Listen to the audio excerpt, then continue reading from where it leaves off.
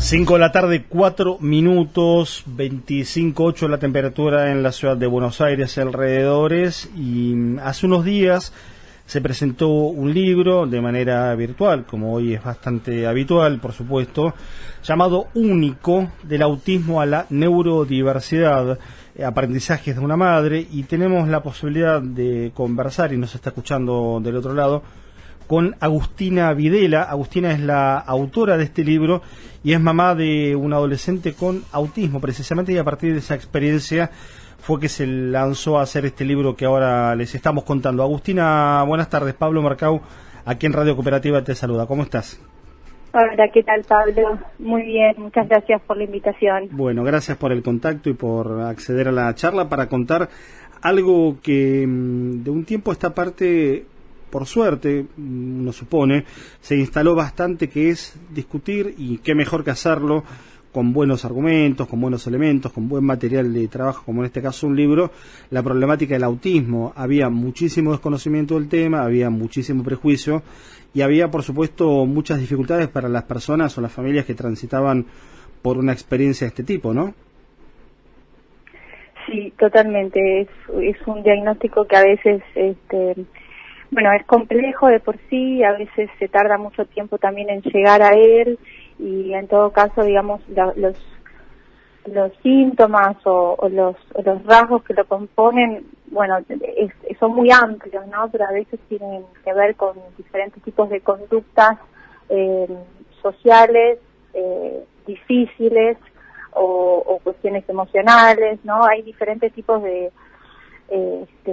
dificultades, ¿no?, que uno vive y a veces no sabe cómo explicarlas. Y bueno, llegar a un diagnóstico es positivo, pero bueno, también justamente un poco la idea del libro es que a veces es simplemente el primer paso de un nuevo camino. Contanos del libro y ahora lo que quieras contarnos, por supuesto, de la familia de Lucas, que es tu hijo. Por supuesto, siempre decimos en estas cuestiones hay que ser muy cuidadoso porque uno se mete creyendo que puede llevar la historia de alguien al espacio público, se mete en cuestiones de la familia y hay que ser por lo menos precavidos en esto. Pero contanos en principio del libro, cómo surgió la idea, qué imaginaste vos, a qué te dedicas, porque vos sabés que no sé exactamente, no sabía cómo presentarte. Por supuesto que escribir un libro es una gran presentación en la vida y con eso casi que alcanza, pero vos, ¿a qué te dedicas, digamos, habitualmente? Mira, mi recorrido viene desde lo artístico. Yo soy bailarina, sí. Me formé en la danza y me dediqué al tango desde los 17 años, sobre todo a dar clases y exhibiciones de tango, y viajé mucho por diferentes partes del mundo haciendo eso. Después también incursioné en la coreografía y dirijo artísticamente un proyecto que hizo un espectáculo que se llama Social Tango Project. Así que bueno, todo mi bagaje viene por la danza, sobre todo, ¿no? Claro. Pero bueno, siempre me gustó escribir, siempre me gustó la literatura, siempre leí mucho, y bueno, cuando me enfrenté a este problema que tenía de poder atravesar, sobre todo internamente, ¿no?, lo que me pasaba a mí como mamá, lo que me pasaba como persona, de tener que estar frente a un hijo que no respondía, digamos, a las maneras tradicionales de crianza a las que yo podía apelar, ¿no? Entonces cuando uno se queda sin herramientas frente a la desesperación, que no es una opción para las madres, tenemos que encontrar otras nuevas ideas, y bueno, y ahí tal vez un poco de la creatividad artística ayudó en decir, bueno, tengo que aplicarla a este plano de mi vida, y empecé a leer, y en ese proceso empezó la idea de hacer un libro. Hablabas del diagnóstico en un momento, y en las entrevistas previas que te han hecho medios colegas y demás, en una de ellas vos dijiste precisamente que hacer el libro, que encarar el libro fue hacerle un traje a medida a mi hijo, y ahí hay un punto que es interesante, que es un diagnóstico que muchas veces no es claro, y para las familias me imagino que debe ser como complejo no saber cómo definir lo que está pasando con un chico, ¿no? En el caso tuyo, que también contaste, fueron varios años hasta dar, bueno, exactamente con lo que él le pasaba. Sí, lo que, bueno, yo un poco el cuestionamiento que traigo, o el planteo que a mí me sirvió de una forma personal, es que en algún punto, y también lo hablaba con una colega, que me parece que trajo una idea muy importante. Ella, ¿no?, me decía, bueno, tal vez, porque yo le hablaba de esta idea de superar las etiquetas. Ella me decía, bueno, tal vez como sociedad no estamos todavía listos, las necesitamos de los diagnósticos para entender. Y me parece que es muy importante también, desde ese lugar muy individual, como seres humanos, las mamás, las papás, que tenemos que atravesar situaciones similares, de entender que tal vez hay estas dos vías, ¿no?, estos dos planos. Por un lado, el social, en el cual los diagnósticos nos son útiles y es importante tenerlos para afrontar tratamientos, para afrontar la mirada de la sociedad, para afrontar los sistemas institucionales, la escuela. Pero por otro lado también hay otra realidad que es más personal, que es cómo nos vinculamos con nuestro hijo, cómo llegamos a conocerlo, cómo lo entendemos a él o a ella como ser humano. Y ahí la verdad que mi opinión es que los diagnósticos no son importantes, no los necesitamos y tenemos que justamente superarlos para poder entender, a quién estamos encontrando y a quién podemos ayudar. Sí, y eso habla también un poco de la singularidad de cada persona, de cada uno de los chicos. En este caso, en el caso tuyo, Lucas, ¿no? Es tu hijo. Sí. Ustedes hicieron un camino de varios años hasta llegar a tener esa etiqueta, digamos, vamos a llamarlo de esa manera. Ese diagnóstico, imagino que habrá sido muy complejo porque, digamos, de dónde agarrarse, ¿no?, en todo ese tiempo, digamos, porque si no sabes, a ver, pienso con la experiencia que vos contás también, si no sabes tan claro el diagnóstico, decís, bueno, ¿por dónde busco la salida a esto? ¿Por dónde busco la mejor manera? Porque es un aprendizaje para todos, la mejor manera de llevarlo. Totalmente, sí, es complejo y yo el otro día citaba un psiquiatra que nombro en el libro, que a mí me ayudó mucho a leerlo, y él tiene una frase que me parece genial. Dice, un niño no necesita un diagnóstico para tener un problema, necesita un problema. Y es tal cual, porque muchas veces es como que estamos esperando tener toda una sumatoria de situaciones o para llegar a un diagnóstico y de esa manera poder dar una apoyatura o llevar una terapia o simplemente entender una dificultad de nuestros hijos a nivel emocional o social o de aprendizaje. Y está bueno a veces entenderlo de otra manera, porque como vos decís, muchas veces este es un proceso muy largo y el primer tiempo es muy difícil. Y también yo trato de comunicar en el libro herramientas que a mí me sirvieron para atravesar esa cotidianidad de dificultades puntuales que nos tenemos que enfrentar, tengamos o no tengamos un diagnóstico. Claro. Contanos un poquito cómo es la vida cotidiana. Nosotros, yo decía al principio, en los últimos años hubo una visibilización muy grande.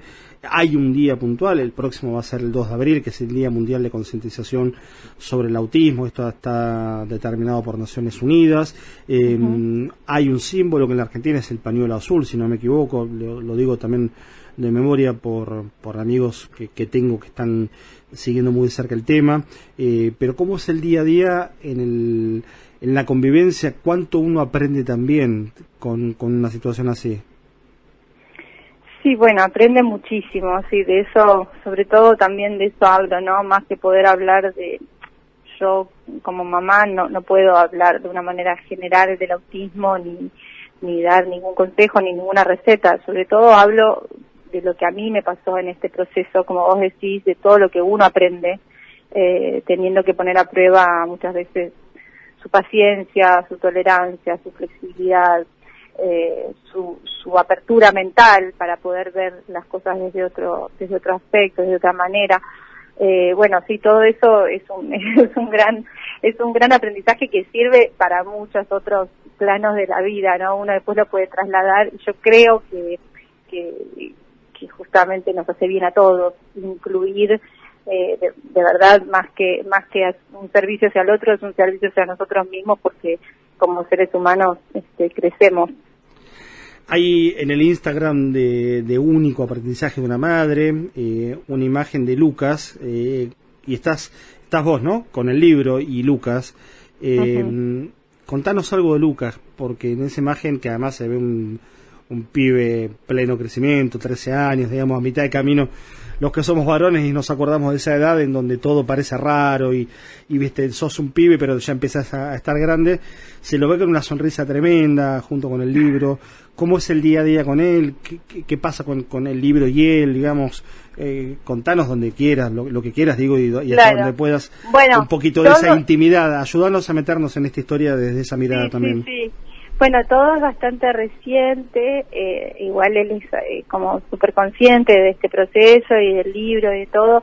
También es importante en este proceso de él poder reconocer su singularidad sin sentirse por eso un enfermo o una persona rara, y esto es también muy importante, ¿no? La idea esa de entender que hay personas que tienen percepciones distintas del mundo o maneras en su desarrollo diferentes y no por eso es una patología. Eso también se ha avanzado mucho incluso en esta idea con el autismo en general, que primero era una enfermedad, ahora es un trastorno, desorden, bueno, y hasta se evoluciona esta idea de una manera diferente de desarrollarse, y por eso hacia ahí va el título también a la aceptación de la neurodiversidad, como que no todos crecemos de la misma manera, no todo nuestro cerebro funciona de la misma manera, y no por eso es que uno está enfermo y el otro está sano.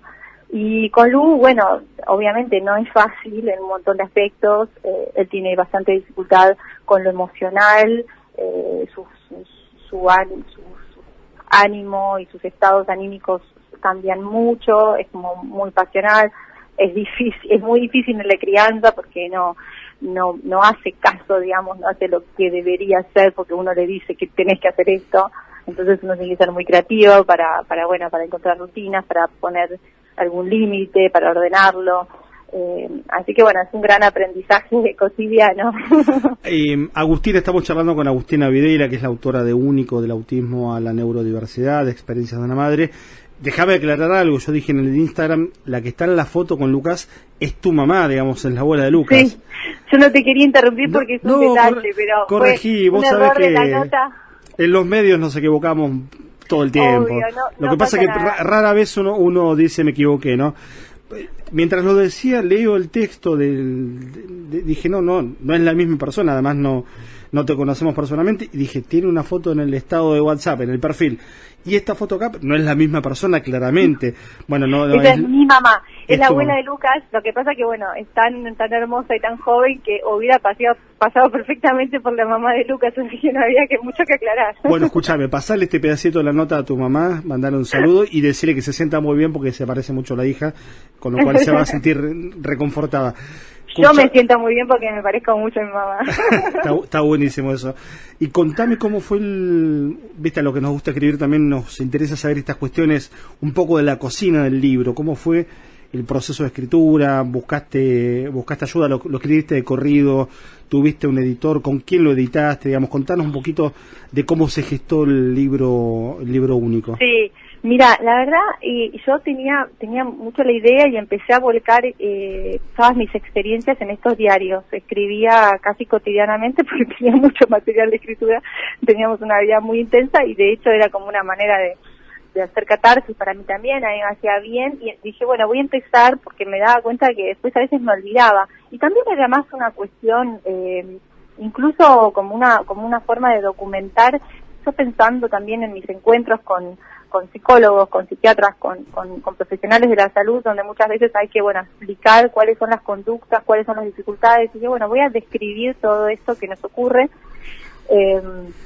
eso por un lado. Entonces después empecé a ver que todo lo que yo estaba leyendo, bastante bibliografía en inglés, que no está traducida, de libros que me daban ideas que me parecían útiles, que empoderaban a los padres, que daban herramientas concretas de cómo ayudar en diferentes circunstancias, que enseñaban sobre qué es la regulación emocional, diferentes formas de calmar a un niño, diferentes ideas, ¿no? Entonces dije, bueno, todas estas cosas que yo venía leyendo, quería elaborarlas, y ahí sí también empecé con esta idea de servicio, ¿no? De pensar, bueno, si a mí esto me está haciendo bien y me está ayudando, yo lo tengo que compartir. Y como además esa bibliografía no estaba en castellano, dije, me parece que es útil en este caso, porque la gente hay gente que no habla inglés y no va a ir a la fuente, porque no está disponible. Entonces, aunque cito, por supuesto, toda la bibliografía para que la quiera o la pueda buscar, De todas maneras, también transcribo algunos fragmentos que a mí me parecieron muy importantes. Claro.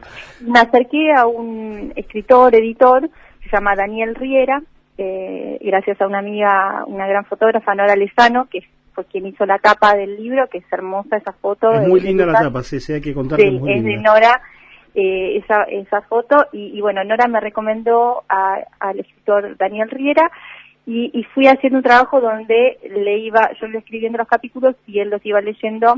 El primer capítulo, cuando lo terminé de escribir, estaba orgulloso, se lo mandé y la devolución fue escribirlo de vuelta. Y así que sí, fue un proceso largo, pero básicamente fueron casi 8 o 9 meses para escribirlo. Y después lo reescribí varias veces y lo volví a corregir por otros correctores, editores. Claro. Y obviamente tampoco estoy conforme, pero bueno, eso sí, a veces en algún momento uno tiene que publicar y lo más importante es el contenido, ¿no? Sí, pero bueno. Y que camine la experiencia y la iniciativa que está buena. ¿Cómo fue este año? Contanos, te agrego un par más y te agradecemos mucho el tiempo. Contanos cómo fue este año tan complicado. Yo recordaba al principio, bueno, cuando la restricción de salida, de movimientos era muy extendida y por supuesto sí había una cuarentena realmente estricta en algún sentido. Una de las primeras cuestiones que se empezó a abrir es, las salidas para personas con esta patología, con esta problemática y que necesitaban tal vez de una forma distinta ese contacto con el mundo anterior. ¿Cómo fue en el caso de ustedes, digamos, cómo lo transitaron? Sí, era muy importante, yo creo que para cualquier niño, pero obviamente para algunos niños y algunas familias mucho más el poder salir a la calle un rato y estar en el espacio, y obviamente también parece que dependía muchísimo de con qué espacio interior uno contara. Yo tengo el gran privilegio de tener un espacio cómodo y de tener una terraza en mi casa, y eso nos alivianó muchísimo el tiempo de cuarentena estricta. Y después, uno de los grandes logros de esta cuarentena de Lucas fue aprender a andar bien en bici, que no lo hacía, y tenemos bicicletas y anduvimos mucho en bici. Logró también eso, andar en la ciudad, que no es fácil. Así que bueno, esos fueron grandes logros que pudimos hacer durante la cuarentena. Por otro lado, no tuvimos actividades con otros niños, eso les falta. Como a tantos niños, extraña mucho poder estar en contacto con otros chicos. Y nada, y por último, justamente esto fue una de las charlas que tuvimos con la editorial Bonum cuando el libro se iba a publicar en marzo y por la pandemia se suspendió. Lo íbamos a presentar en la Feria del Libro. Y cuando retomamos las conversaciones en septiembre, hablábamos, ¿no?, los dos notamos la importancia de también publicarlo en este marco donde tantos padres y madres habían tenido que ejercer tantos roles distintos y habían tenido que valerse con sus propias herramientas para resolver muchas cosas que tal vez antes había otras personas que los ayudaban. Entonces, a mí me sirvió tal vez todo ese proceso que hice para poder estar con Lucas en mi casa todo el día y poder sobrellevarlo. En otro momento hubiera sido mucho más difícil. Claro. Bueno, contemos que la editorial Bonum, que es la que publicó el libro único de Agustina Videla, que está conversando con nosotros, es una editorial especializada en neurociencias, educación, espiritualidad, inclusión, salud, una cantidad de rubros, de un sello que tiene 60 años, una editorial de mucha trayectoria, y que con este contexto de pandemia, como tantas otras iniciativas, se postergó un poquito, pero finalmente el libro salió hace un par de semanas y ya tuvo una presentación virtual. ¿Qué idea hay de acá en adelante? ¿Cómo sigue esto del libro, que además te coloca en una posición distinta a tu experiencia? Por eso te preguntábamos, si era tu primer trabajo y ya ahora tenés que empezar a pensar en la cuestión de firmar libros y ese tipo de cuestiones que vienen aparejadas al ser autor, ¿no, Agustina? Mira, cuando vuelvan las presentaciones, digo, ¿no? Porque por ahora es todo medio virtual. Sí, esto es virtual, pero por suerte está habiendo mucho interés. Estamos haciendo diferentes notas y entrevistas para televisión, diario, radio, y también lo más emocionante es la respuesta que estoy teniendo de personas que me contactan con experiencias obviamente mucho más complejas y difíciles que la mía, y que me dicen de lo feliz que les hace saber que el libro existe y que lo quieren conseguir, y eso esa relación que estoy empezando a tener de sentir yo lo hice con esta idea de decir, bueno, voy a hacer sentir acompañados a otros en este camino. Profundamente me siento acompañada yo, me siento como menos sola y encontrando tantas personas que viven realidades muy intensas y que las llevan adelante, y yo soy admiro mucho a todas esas mamás y papás que están día a día con sus niños. Bueno, Agustina, qué interesante lo que nos contabas, qué bueno saber que algo que a vos también te ayuda puede ayudar a los demás, ¿no? Me parece que en ese ida y vuelta se construye también un aprendizaje colectivo, un aprendizaje distinto, y creo que nos hace mejor a toda la sociedad en definitiva. Porque ganamos todos, es lindo sí, eso. Porque más allá de que uno por ahí no tiene una experiencia de esto, nadie está exento de pasarla, nadie está exento además de tener la obligación también. Yo creo que hay acá algunas obligaciones como sociedad que nos tenemos que imponer, ¿no? De ser solidarios, de tener una mirada diferente, mucho más inclusiva, ¿viste? De desetiquetarnos en algún sentido, más allá de que paradójicamente uno, y en el caso de tu experiencia y lo que nos contás, durante muchos años busca un diagnóstico que es como una etiqueta, también sacar la etiqueta. Mira, hace unos días terminé un libro, no importa, pero un libro periodístico, donde hablaba del expresidente Fernando de la Rúa. Fernando de la Rúa falleció el año pasado, y mientras él fue presidente, que fue no quiero desviar el tema, pero se hablaba del autismo político de la Rúa. Y fíjate qué paradójico que algo que es una patología, que algo que inclusive no está del todo definido, que hay mucha interpretación. Sí, había el estereotipo de la idea de la no escucha, ¿no? Exactamente. Bueno, cuando en realidad, uno podía criticar un gobierno sin necesidad de apelar a un diagnóstico como algo ofensivo, inclusive, ¿no? Porque de última tampoco nadie es peor por ser autista, digamos. No sos peor persona o no sos peor ser humano por ser autista, simplemente tenés esa característica y hay que respetarlo, como otros usamos anteojos, como otros tienen poco pelo u otros tienen más pelo, qué sé yo. Sí, cuando empezamos a indagar nos damos cuenta que todos somos un poquito de algo y no de lo otro, y es bastante difícil en la complejidad de nuestros cerebros poder decir que hay más de uno que sea igual a otro, y eso también es un gran aprendizaje como sociedad, ¿no? Para no pensar que unos están de un lado y otros están del otro. Entonces estamos todos aprendiendo, todos tenemos desafíos y todos tenemos talentos, y es importante poder enfocarnos en descubrir cuáles son de cada uno para vivir más contentos.